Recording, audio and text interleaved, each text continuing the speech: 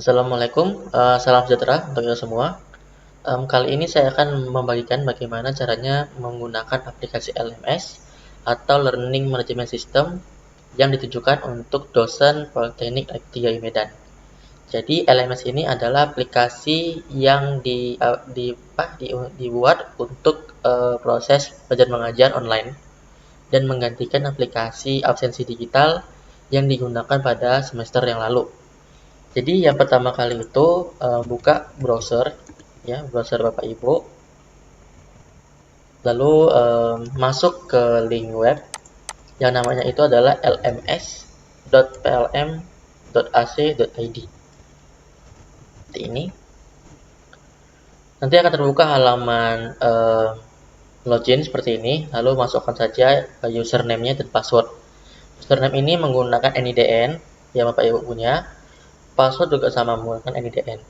Dan untuk dosen yang tidak mempunyai NIDN, itu memasukkan user account khusus yang dibuatkan oleh LP3I dan masukkan account itu di username dan di passwordnya. Jadi untuk username dan password itu identik, tidak ada yang berbeda.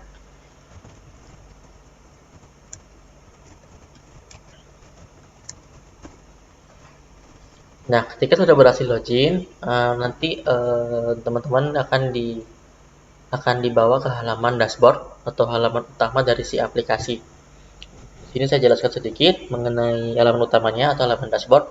Itu ada bagian header atau bagian atas itu yang isinya itu dashboard, jadwal, diskusi, ada nama akunnya, dan juga ini untuk sign out untuk keluar dari aplikasi ini. Lalu di sini itu di sebelah kirinya ada aplikasi utama atau menu utamanya, itu ada dashboard, jadwal kuliah, forum diskusi, user profile, dan Google Meet atau Google Zoom. Lalu di sini itu di tengah-tengahnya ini ada halaman dashboard dosen.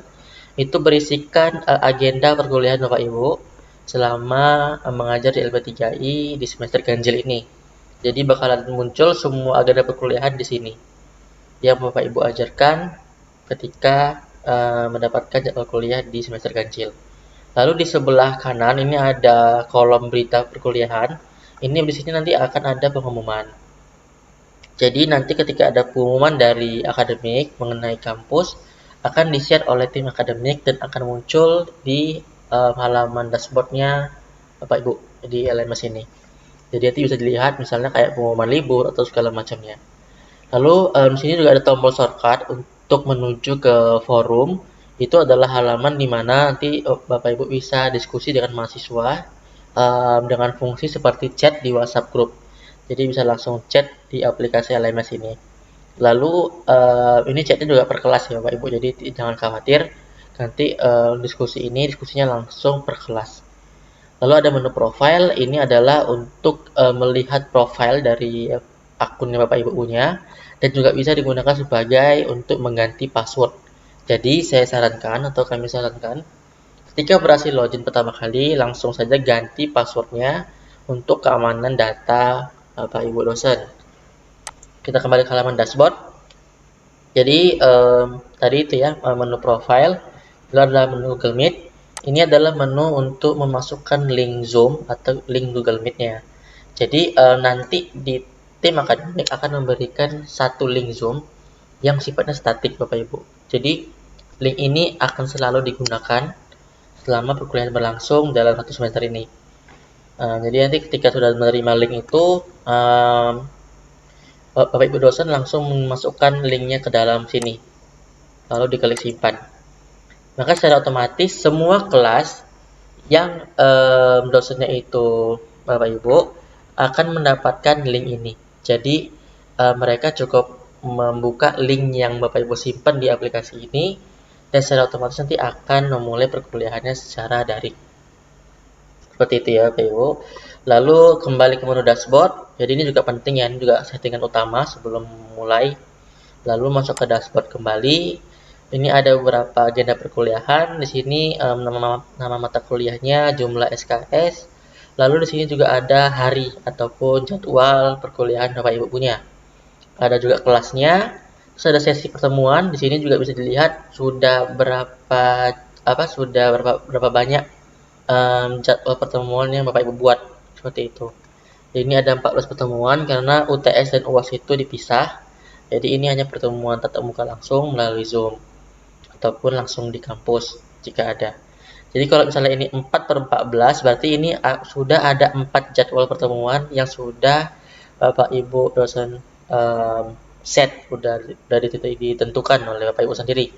Lalu di bawah ini ada grafik kegiatan mahasiswa, di mana di halaman ini itu akan menunjukkan berapa banyak mahasiswa yang hadir per tanggalnya atau per sekali pertemuannya. Jadi Bapak bisa lihat sini grafiknya, sudah berapa banyak mahasiswa yang hadir setiap kali Bapak Ibu dosen itu memulai perkuliahannya. Lalu langsung saja diklik ini ke mata kuliahnya atau tulisan warna biru untuk mengatur settingan selanjutnya. Langsung diklik saja ke manajer pemasaran, maka akan muncul halaman seperti ini. Saya kembali dulu, saya buat yang baru saja biar lebih paham yang di bawahnya ini. Nah, akan muncul halaman seperti ini. Ini ada nama mata kuliahnya, lalu ada pesan peringatan belum ada kegiatan perkuliahan. Kenapa muncul seperti ini? Ini karena Bapak Ibu belum membuat settingan pertemuannya. Jadi kan untuk pertemuan di aplikasi ini itu yang nyeting itu dosennya berdasarkan matriks yang ia terima. Jadi bukan lagi admin akademik, tapi yang men-settingnya itu dosen sendiri. Jika seperti ini langsung saja masuk ke menu sampingnya ini. Ini adalah menu baru ya, sesuai dengan nama mata kuliahnya. Jadi settingan ini selalu berulang-ulang. Jadi setiap mata kuliah harus Bapak Ibu setting lagi. Lalu masuk ke pembuatan rencana kegiatan kuliah. Nah, ini menunya seperti ini. Ini langsung disetting tanggal perkuliahannya tanggal berapa sesuai matriks, misalnya tanggal 5. Lalu capaian pembelajaran. Ini adalah goals dari perkuliahan hari ini. Jadi ini goals perkuliahan per pertemuan. Jadi per sekali pertemuan. Seperti itu. Lalu sini ada sesi pertemuan keberapa, bisa disetting 14. Ini buat dulu 1. Lalu untuk aktivasi kegiatan itu dibuat aktif atau suspend. Lalu diklik simpan. Maka akan muncul di sebelah kanan itu atau di kolom rencana kegiatan kuliah list pertemuan Bapak Ibu yang sudah dibuat tadi. Lalu dibuat lagi. Untuk membuat pertemuan kedua, tinggal Bapak Ibu buat lagi di seminggu kemudian waktunya, terus dibuat lagi apa keterangannya. Di sini capaian pembelajaran, nanti di sini buat sesi kedua, dan ini juga disuspend dulu. Begitu pun juga seterusnya sampai kalau bisa Bapak Ibu langsung merangkumnya ke 14 pertemuan. Ini juga bebas ya, tidak harus 14, bisa Bapak Ibu isi per minggu juga boleh. Karena ini untuk memudahkan saja dan untuk menghemat waktu seperti itu. Nah, ini misalnya saya udah buat 3 pertemuan ya di setiap seminggu sekali. Lalu kan tadi saya membuat ini kan suspend ya aktivasi kegiatannya. Dan di sini juga ada tandanya itu ikonnya ini yang menjelaskan tanda centang ini dia warna hitam. Ini bertanda kalau link ini nggak aktif atau link bukan ini tidak aktif. Jadi mahasiswa tidak bisa melihat. Nah, jadi setiap pertemuan atau di hari tanggal 5 ini Bapak Ibu dosen itu harus mengaktifkan kembali atau mengaktifkan rencana kegiatan kuliah ini. Karena apa? Karena ini berhubungan sama LMS-nya mahasiswa. Jadi ketika ini tidak aktif, mahasiswa tidak bisa melihat jadwal perkuliahan dia. Nah, gitu. Dan ini juga ada hubungannya dengan absensi. Jadi setiap tanggal 5 atau setiap tanggal perkuliahan ya, Bapak Ibu. Jadi Bapak Ibu login, terus buka LMS, dan ini Bapak Ibu aktifkan dulu perkuliahannya. Dengan cara, ini ada menu edit. Kita klik edit aja, edit LKP. Di menu edit ini. Lalu langsung masuk ke aktivasi kegiatan dan dibuat aktif. Lalu simpan kembali. Maka dia akan berubah ikon centang ini menjadi warna hijau. Ini bertanda kalau link pertemuan 1 ini sudah aktif dan sudah bisa diakses oleh mahasiswa. Jadi untuk mengaksesnya itu dia harus di hari perkuliahan itu dimulai. Karena ini hubungannya dengan absensi agar takutnya nanti kalau misalnya dibuat aktif semua sampai 14 pertemuan, lalu tiba-tiba si mahasiswa ini ada yang iseng dia mengakses link LMS ini atau link perkuliahan Bapak Ibu sebelum jam yang ditentukan, dia langsung bisa terhitung hadir di situ. Nah, itulah salah satu kelemahannya, ini belum dibuat settingan waktunya. Jadi untuk membatasinya, Bapak Ibu harus mengaktifkan ini ketika perkuliahan memang mau dimulai. Seperti itu ya, Bapak Ibu. Terus seperti ini juga ada tombol hapus jika mau dihapus dan mau diedit ulang. Atau ini ada menu editnya. Jika ada salah ngisi, bisa diedit ataupun dihapus jika kelebihan. Oke, baik, setelah selesai membuat rencana kegiatan kuliah atau LKP atau RKK di sini sebutannya, masuk ke menu kegiatan perkuliahan. Sini itu bakalan muncul beberapa kegiatan perkuliahan bahasa Indonesia. Ini ada pertemuan 1, 2, 3. Nanti dia bakalan muncul sampai 14 ya, sesuai yang Bapak Ibu setting tadi. Itu harus disetting sampai 14. Lalu sini juga ada keterangan mengenai goals dari perkuliahan Bapak Ibu per sekali pertemuan.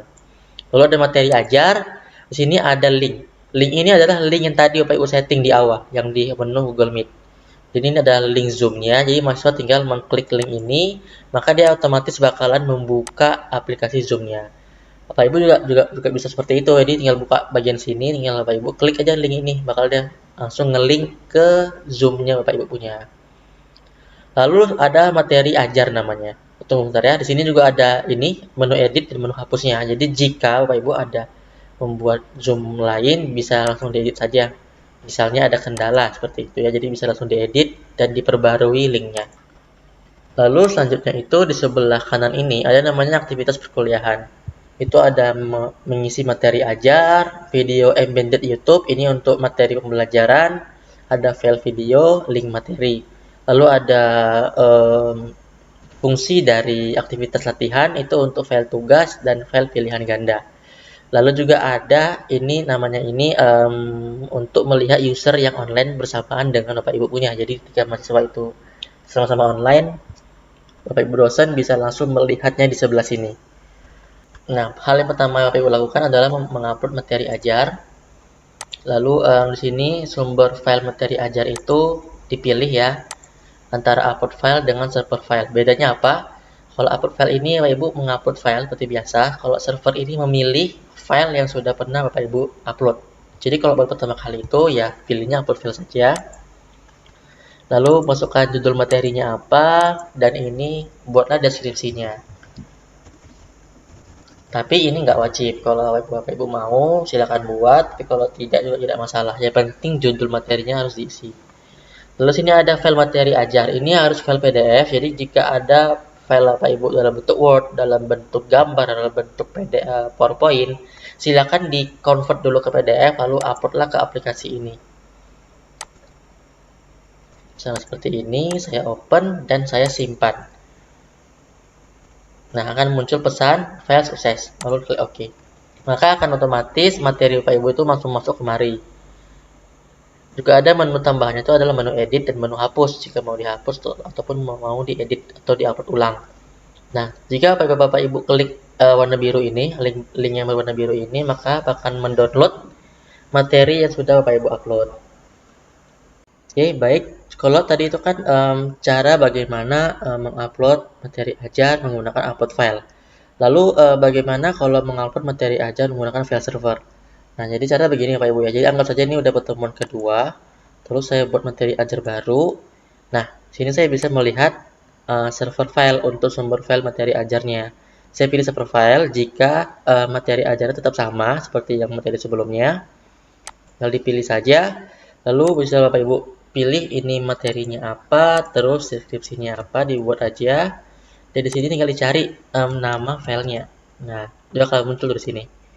Ini adalah beberapa file yang sudah pernah diupload, tinggal dipilih salah satunya, lalu tinggal diklik simpan. Nah, begitulah tadi fungsi dari server file.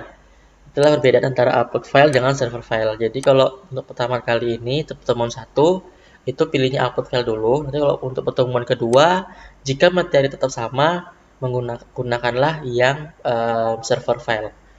Itu ya Pak Ibu ya. Lalu kemudian bagaimana caranya untuk mengupload video? Ini ada video embedded YouTube. Ini tinggal diklik saja Bapak Ibu. Masukkan judul materinya apa, misalnya video pembelajaran. Lalu boleh masukkan deskripsi singkatnya ya. ya, terserah Bapak Ibu, ini bebas custom. Lalu masukkan alamat URL YouTube. Nah, di sini itu lebih ke alamat kode smart namanya. Jadi bukan alamat URL, jadi itu alamat kode smart. Caranya bagaimana? Buka dulu YouTube-nya. Harus dari PC ya atau dari laptop, nggak bisa dari headphone. Karena di aplikasi YouTube-nya Android ataupun iOS itu tidak ada namanya salin kode smart. Lalu Bapak Ibu tinggal pilih ya. Misalnya saya memilih materi ini dari sisi terang, saya ambil salah satunya saja. Nah, lalu Bapak Ibu tinggal mengambil deh di sini videonya ya, video pembelajarannya. Ini misalnya kita contohnya ini video pembelajaran dari orang lain. Tinggal Bapak Ibu klik kanan di area video ini, lalu masuk ke bagian namanya itu salin kode smart. Nah, jika sudah, langsung pastekan ke halaman URL ini. Ada otomatis akan masuk dan langsung Bapak Ibu simpan. Nanti cara lihatnya tinggal langsung klik ini, link warna biru ini, dan bakalan muncullah video yang tadi. Begitu. Kalau dibilang apakah ini melanggar hak cipta, menurut saya ini tidak, karena kan ini kita seperti sharing. Bedanya kita sharingnya dari aplikasi, dan kita tidak membuat sendiri, kita malah membantu channel ini untuk menambah viewersnya. Terus bagaimana kalau misalnya materinya itu dari kita sendiri atau dari dosen sendiri? Nah, cukup mudah ya Bapak Ibu ya. Tinggal masuk ke YouTube saja, halaman YouTube. Lalu uploadlah file video di sini ya. Ada di sebelah kanan itu ada icon kamera. Klik itu tambah itu, lalu klik upload video. Lalu Bapak Ibu akan diarahkan ke namanya apa? Ke YouTube Studio. Lalu langsung pilih file dan carilah file yang mau diupload ya, video. Ini saya contohkan dulu. Di sini itu saya upload video. Lalu dia nanti akan memproses ya di sini. Akan muncul ini judulnya apa, tulis judulnya apa, lalu tulis juga deskripsi singkatnya. Lalu masukkan thumbnail. Thumbnail ini adalah tampilan awal dari video itu bisa dipilih. Nanti bakal muncul sini potong-potongan videonya. Lalu ini disetting aja nih misalnya untuk anak-anak atau untuk orang dewasa. Lalu oke, kalau ini sudah, lalu bisa langsung klik berikutnya untuk elemen video. Ini custom ya, boleh isi boleh tidak. Klik berikutnya lagi. Nanti ini boleh disetting untuk publikasi. Jadi bisa dilihat oleh semua orang. Jadi nggak, kalau pribadi itu hanya untuk diri sendiri, tidak publik itu hanya beberapa orang saja yang punya link ini bisa melihat. Tapi kalau dia publik itu sifatnya bisa untuk ke siapa saja. Jadi itu bebas, tapi saya sarankan menggunakan versi publik, jadi bisa dilihat oleh semua orang. Lalu langsung klik publikasi. Ini ada juga ini loadingnya, jadi bisa ditunggu saja sampai selesai atau bisa langsung klik publikasi. Maka dia akan mengupload video sambil menunggu proses upload selesai. Seperti itu Bapak Ibu. Saya tutup aja. Lalu contohnya itu misalnya kayak gini. Ini saya dulu. Nah, setelah udah Bapak Ibu klik setting public, dia bakalan muncul seperti ini. Jadi selesaikan dulu settingan yang tadi, dia bakalan selesai akan muncul nih, itu public atau tidak. Jadi Bapak Ibu bisa langsung menutupnya jika memang tidak diperlukan lagi. Lalu ketika mau melihat videonya, tinggal buka saja videonya. Nanti langsung kliklah kode smartnya di sini. Kayak tadi juga caranya, salin kode smart, jangan salin URL video. Fungsinya apa supaya si mahasiswa nanti bisa melihat videonya langsung di LMS ini. Karena kalau kita cuma sharing URL-nya saja ataupun alamat webnya YouTube itu nggak akan berfungsi lah tampilan video ini. Jadi salinlah kode smartnya langsung yang seperti ini ya Bapak Ibu. Oke, kalau sudah lalu lanjut ke fungsi file video. Nah, file video ini sama dengan video embed YouTube ya. Tapi dia sifatnya ini langsung upload ke server. Nah, ini tidak kami sarankan. Kenapa? Karena kan file video itu besar-besar. Tidak sedikit ya, paling minimal cuma 200 MB ataupun dilihat atau 1 GB gitulah. Jadi kalau di upload ke server kita, sebenarnya bisa aja kita sanggup menampungnya. Cuman yang membuat lambat itu adalah jaringannya. Jadi kalau menggunakan YouTube kan mereka servernya lebih baik lagi, lebih bagus, jadi lebih cepat proses upload videonya. Nah, Video ini fungsinya apa sih? Ya gitulah. Jadi kan selain sebagai untuk pendukung Bapak Ibu ya dalam menyampaikan materi dalam bentuk video juga supaya mereka lebih mengerti. Ini juga bisa digunakan untuk misalnya Bapak Ibu mau memanfaatkan ini untuk perulangan perkuliahan. Jadi kan pada tanggal 5 ini kan kuliah nih, terus online, kan kelas online tuh sambil jelasin, sambil kasih materi secara memakai Zoom. Nah, Bapak Ibu bisa mendownload atau merecord perkuliahan Bapak Ibu selama kelas itu dimulai, lalu bisa langsung diupload ke YouTube dan dimasukkan kemari. Tinggal disesuaikan judulnya, misalnya ini perulangan materi pertama gitu misalnya. Jadi bisa dua opsi ya, bisa untuk memasukkan video pembelajaran yang Bapak Ibu buat atau dari orang lain, atau memasukkan video rekaman Zoom dari kelas yang sudah berlangsung tadi pagi misalnya. Lalu link materi ini juga ada, ini juga sama, ini untuk mengupload materi ajar. Jadi di sini itu memasukkan link materi yang dari Drive ataupun dari misalnya dari webnya Bapak Ibu kalau punya web ataupun yang lainnya. Cuma ini tidak juga wajib, jadi yang wajib itu cuma dua, di materi ajar sama video embedded YouTube. Seperti itu ya Bapak Ibu, ini saya kembalikan dulu. Nah seperti ini. Lalu ada namanya soal latihan dan tugas. Nah ini ada namanya file tugas dan juga file pilihan ganda. Jadi fungsi dari file tugas ini adalah Bapak Ibu tinggal memasukkan judul tugasnya apa. Ini misalnya tugas hari pertama. Lalu bisa dijelaskan sedikit ya tentang tugas itu apa. Lalu masukkan juga file soalnya atau file PDF-nya itu di sini. Dia juga sama harus file PDF. Lalu masukkan tanggalnya ini ada tanggal awal, kapan tugas itu harus dikumpul, dan sampai kapan tanggal tugas itu harus dikumpul. Jadi kita bisa mengatur waktunya, jadi ketika lewat tanggal ini, rentang waktu ini, maka mahasiswa tidak dapat lagi mengirimkan tugasnya di aplikasi LMS, dan sudah dianggap tidak mengumpulkan tugas. Begitu ya Pak Ibu, setelah klik simpan, udah berhasil. Lalu ada juga namanya itu aktivitas membuat pilihan ganda. Nah ini soalnya berbentuk pilihan ganda. Jadi dia ada dua tipe soal, mau yang modelnya esai ataupun pilihan ganda. Nah, kalau pilihan ganda, tinggal diklik menu pilihan ganda tadi, dan tinggal Bapak Ibu buat, ini misalnya judul soalnya apa, misalnya soal latihan, pertemuan 1. Lalu buat tanggalnya juga tadi ya, tanggal aktifnya tanggal berapa, lalu masukkanlah pertanyaannya gitu. Jadi bisa di input seperti ini.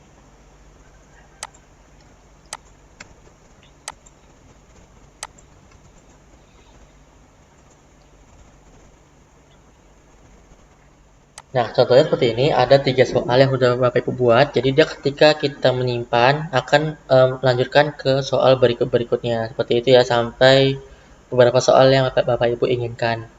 Lalu di sini tuh bakalan muncul daftar soalnya, ya ada beberapa. Ini bisa Bapak Ibu edit ya di sini ada menu editnya untuk menyeting ulang, termasuk memilihkan kunci jawabannya apa, dan begitupun seterusnya. Jadi setiap soal itu langsung diberikan kunci jawabannya apa, gitu ya Bapak Ibu. Lalu setelah itu ada fungsi copy soal. Nah copy soal ini itu fungsinya untuk misalnya untuk mengcopy soal ini ke kelas lain. Jadi misalnya bahasa Indonesia ini Bapak Ibu ada dapat 2 kelas, lalu punya soal seperti ini. Dan ke kelas berikutnya itu punya materi yang sama, pertemuan yang sama, terus Bapak Ibu bisa mengcopy soal ini ke kelas lain. Nah, caranya sama. Masukkan kelas tujuannya, lalu masukkan dia di sesi keberapa, lalu masukkan juga tanggal berlakunya, seperti itu. Maka secara otomatis nanti di kelas tujuan itu bakal terbentuklah soal pilihan ganda ini. Oke, baik. Setelah membuat ini, ketika udah masuk ke dalam perkuliahan, maka sudah selesailah settingan untuk pertemuan pertama. Nah, ini adalah settingan pertemuan pertama. Nanti yang ke pertemuan kedua, Bapak Ibu bisa setting kembali, setting ulang kayak tadi. Begitupun juga dengan yang ketiga. Jadi dia settingannya ini per sekali pertemuan. Lalu selanjutnya ada menu yang namanya itu, kalau di sini kan ada soal latihan dan tugas, itu ada icon tambahan ya Bapak Ibu. Itu misalnya ini. Ini itu menampilkan hasil tugas mahasiswa. Jadi ketika mahasiswa itu ngumpul, kita langsung bisa melihat di sini dia sudah mengerjakan atau tidak. juga ada di sini. Kalau untuk yang pilihan ganda itu namanya itu reset jawaban mahasiswa. Jadi misalnya mahasiswa itu dia sudah menjawab, terus misalnya atau dia menjawab tapi dia tidak hadir atau gimana, itu bisa Bapak Ibu membatalkan jawabannya dengan cara mengklik salah satunya dan lalu langsung klik simpan.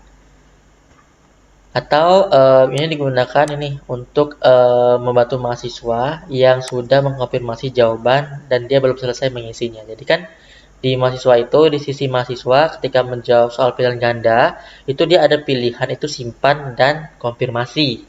Jadi dia kalau klik simpan, dia itu masih bisa mengedit jawabannya. Tapi dia kalau sudah mengkonfirmasi, itu berarti jawabannya itu udah pasti udah bener lah gitu. Jadi udah nggak bisa diubah lagi. Nah, jika ada mahasiswa yang meminta Bapak Ibu untuk membukanya kembali, maka caranya seperti ini. Itu tadi caranya untuk membuka atau mereset jawaban mahasiswa jika mahasiswa itu tersebut mengalami kendala. Oke, ini misalnya kondisinya mahasiswa itu sudah mengupload file tugasnya. Bapak Ibu tinggal masuk kembali ke ini, ke halaman dashboard tadi ya, ke mata kuliah Bapak Ibu. Lalu masukkan ke pertemuan 1, lalu untuk mengecek tugasnya. Untuk mengecek tugas, masukkan kemari ke menu yang namanya menampilkan hasil tugas mahasiswa. Nah, inilah salah satu tugas mahasiswa yang sudah masuk dari akun demo yang tadi saya kerjakan. Tinggal diklik saja, maka akan muncul nih seharusnya ini muncul previewnya. Mungkin ada kendala, kadang-kadang dia hanya download. Jadi Bapak Ibu download dulu dan review. Nanti setelah udah kira-kira jawabannya udah pas, udah benar, langsung kasih nilai di sini Bapak Ibu. Di bagian sini ada nilai tugasnya, langsung diisi saja misalnya 70, baru klik simpan. Maka akan tersimpanlah nilainya si mahasiswa tadi. Begitupun seterusnya untuk mahasiswa-mahasiswa yang lain untuk mengecek tugasnya mereka di aplikasi ini. Lalu kalau untuk jawaban pilihan ganda, itu ngeceknya bukan di sini. Jadi itu hanya untuk mengecek soal yang sifatnya itu esai ya. Jadi ini tadi untuk sifatnya esai. Nah, jadi seperti itu adalah cara untuk melihat tugas mahasiswa ya Bapak Ibu. Jadi ada kalau file tugas langsung bisa lihat di sini. Tapi kalau untuk pilihan ganda itu lihatnya langsung di sini di menu nilai. Kita lanjut dulu ke menu selanjutnya, itu ada peserta perkuliahan. Ini untuk melihat daftar nama mahasiswa yang hadir atau yang ada di kelas Bapak Ibu punya. Inilah mahasiswa yang ada di kelas itu. Lalu ini ada aktivitas mahasiswa. Ini untuk menampilkan nilai dari mereka dari setiap soal-soal yang mereka jawab, bakalan tertera semua di sini. Dari soal tugas hari pertama sampai hari ke-14. Lalu ada menu nilai. Inilah nanti nilai yang muncul. Di sini Bapak bisa lihat ya, di sini ada si akun mahasiswa tadi, si demo. Ini 33,5. Nah, ini kan nilai gabungan. Jadi kita lihat dulu tugas hari pertamanya bagaimana. Nah, inilah jawaban dia untuk file file esainya.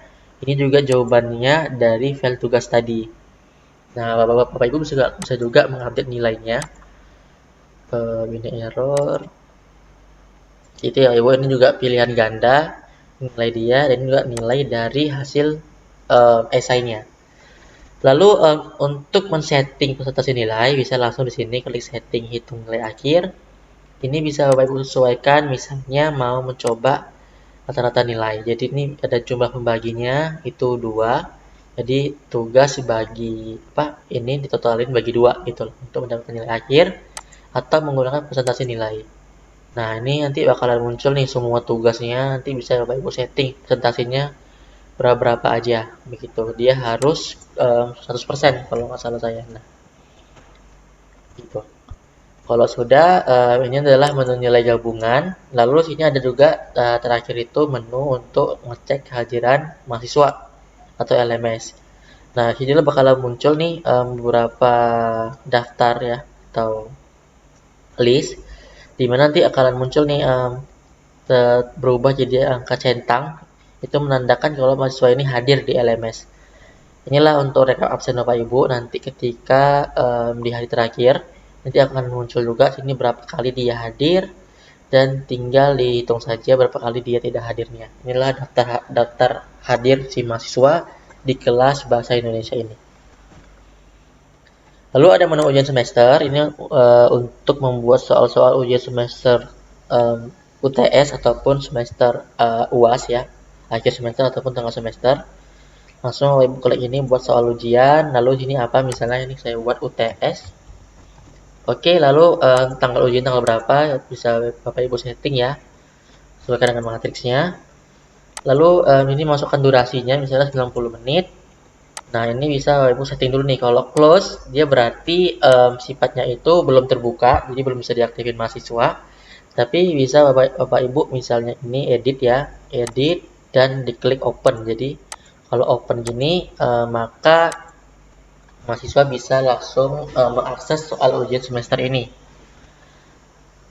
Lalu ini tanggal 19, coba saya setting dulu di sini, bisa diedit tanggalnya. Oke, simpan. Oke, untuk soal ujian untuk menu ujian semester tadi ya sudah tercipta lah soalnya ini untuk UTS, sudah dibuat tanggalnya, ada status ujian ini open, ada durasinya juga. Nah, lalu ini bisa Bapak Ibu masukkan dulu ya soal multiple choice-nya ataupun soal esai. Jadi bisa dibuat dua sekaligus. Misalnya ini soal pilihan ganda, bisa contohkan dulu satu ya. Jadi nanti di mahasiswa itu dia ada dua tipe soal juga bisa sekaligus. Kasih kunci jawabannya apa, simpan. Nah, lalu dia masuk ke pertanyaan yang kedua. Itu pun seterusnya. Lalu ke soal esai, tinggal diklik aja, lalu buatlah esainya bagaimana. Lalu klik simpan, ada bakalan muncul seperti ini. Lalu setelah itu balik ke ini, ke klik kembali ya ujian semesternya untuk melihat ini kembali. Nah, inilah beberapa soal mengenai ujian UTS ini. Nah, kalau UAS tinggal Bapak Ibu buat lagi, buat soal ujian, buat sini UAS, buat tanggal berapa, durasinya berapa menit, lalu ini close atau open gitu loh. Jadi kalau dia close belum bisa diakses, dan kalau dia open itu bisa diakses di jam ujiannya. Jadi ini lebih efektif ya daripada kemarin pakai Google Meet. Jadi langsung bisa diawasin oleh dosennya langsung. Sama kayak tadi ya, Bapak Ibu tinggal langsung klik dulu UAS-nya. Nah, kalau dia udah berubah jadi UAS, baru Bapak Ibu bisa langsung men-setting ininya, soalnya apa, soal esainya apa, soal pilihan gandanya apa. Nah, untuk komponen nilainya, Bapak Ibu langsung bisa klik di sini, klik komponen, lalu bisa membuat presentasinya berapa persen. Misalnya kalau untuk multiple choice itu hanya 30%, dan untuk presentasi esai 70% nilainya. Lalu klik simpan.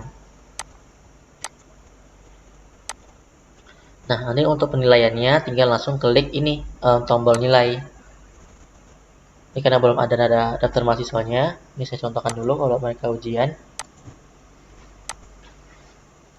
Nah, begitu kayak kita Bapak Ibu ya. Jadi kalau untuk TS ini kan memang dia belum fix ya bagaimana apakah dia tetap digunakan pakai LMS atau tidak, karena untuk view ke mahasiswanya masih ada masalah sampai hari ini, jadi belum fix.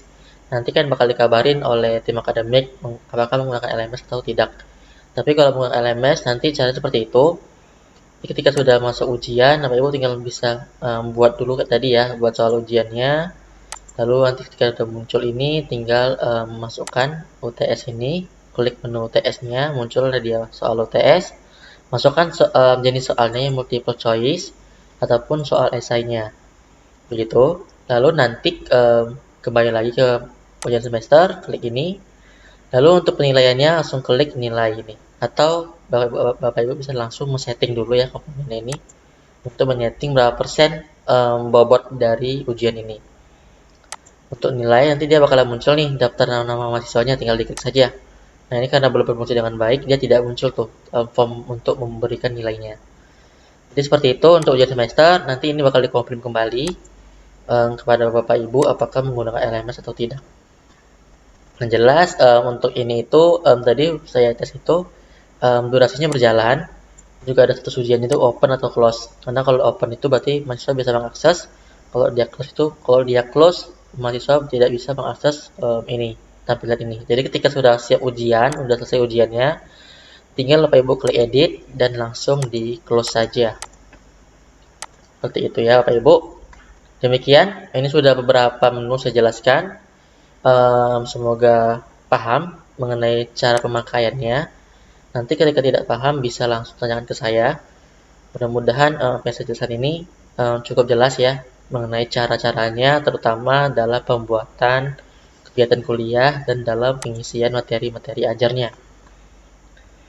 Dan kalau juga kembali ke halaman dashboard, ini bakal ketahuan nih, nah ini kan halaman 3/14. Kenapa? Karena kita sudah membuat, atau saya sudah membuat 3 jadwal pertemuan dari 14 yang disediakan oleh kampus. Seperti itu, saya rasa cukup sekian penjelasannya. Terima kasih. Assalamualaikum warahmatullahi wabarakatuh.